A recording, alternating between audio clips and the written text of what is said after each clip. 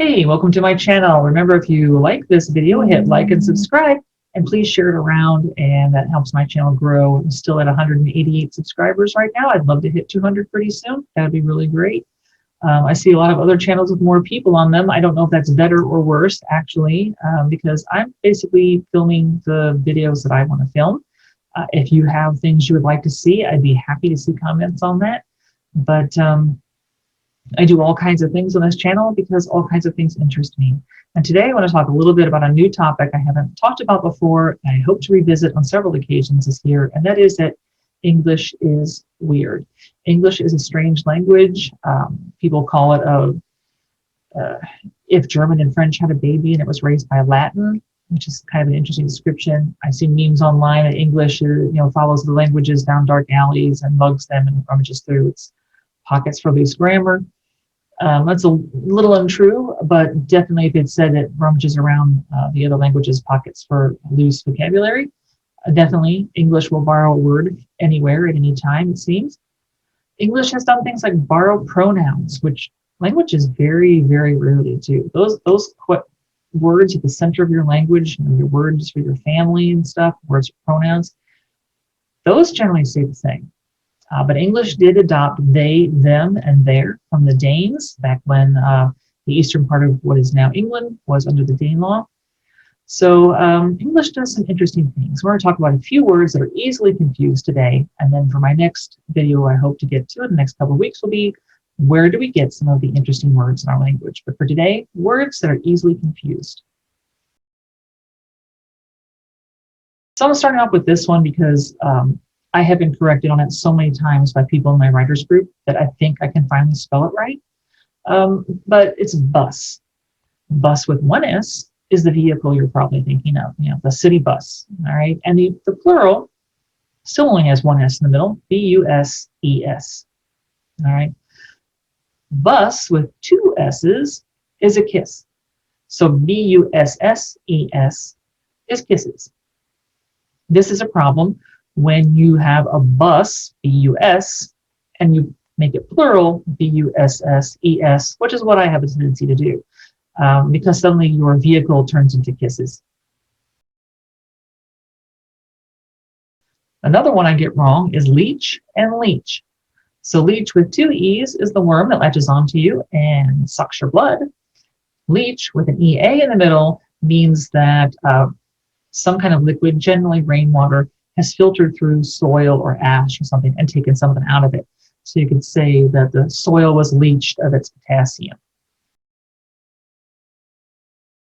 Another one I get wrong, and my writers group has a tendency to catch for me, is discrete and discrete.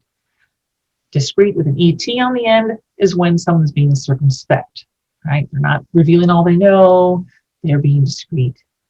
But discrete with a T-E on the end is when you have individual things. So you have, things that are separate and distinct, they are discrete. Okay, one that a lot of people seem to be getting wrong, and I don't know why, is its and its. Its with no apostrophe is a possessive, right? So this is its chair. But it's with an apostrophe is a contraction for it is. You can say it is raining or it's raining. One that a lot of people, even in marketing departments, seem to get wrong, and advertising departments, is few and less. What's the difference? You'll see a lot of things that say, now with less calories. That's wrong. Less goes with something that has no quantity, and fewer means a quantity. So you can have less water, but you have fewer drops of water, or fewer cups of water, fewer teaspoons of water, some quantity of water. So fewer goes with a quantity, less does not. So you cannot have less calories, but you can certainly have fewer calories. A tough one is affect and effect. One spelled with an A and one spelled with an E.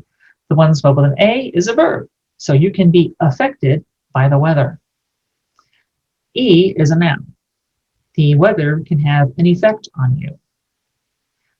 The confusing part, or the even more confusing part, is that effect with an A can be a noun. Usually in psychology, if you can't read someone's face, you can say they have a flat affect. All right, it's usually pronounced affect and not affect. But the word with an E, which is generally a noun, can be a verb if you mean it caused a change in something, who can effect a change. So generally, it's better, if you're not a psychologist, to skip affect. And if you don't really need to talk about a change specifically with the word effect, just don't do it. Use affect as a verb and effect as a noun. You'll be good. So another thing that confuses me often is the difference in occupations between words in an ER and an OR. And because I write fantasy, the word sorcerer has a tendency to come up, and that is an ER, and I always spell it with an OR. I always get it wrong.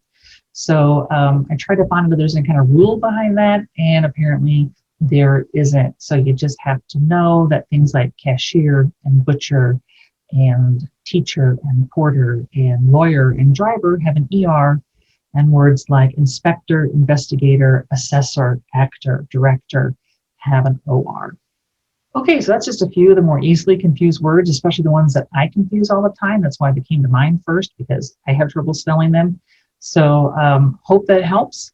In the future, I'll come back to this topic, and hopefully we'll have some more fun with English. So I will see you later. Remember, if you like this video, hit like and subscribe and share it around. I'd appreciate it a lot. Thanks.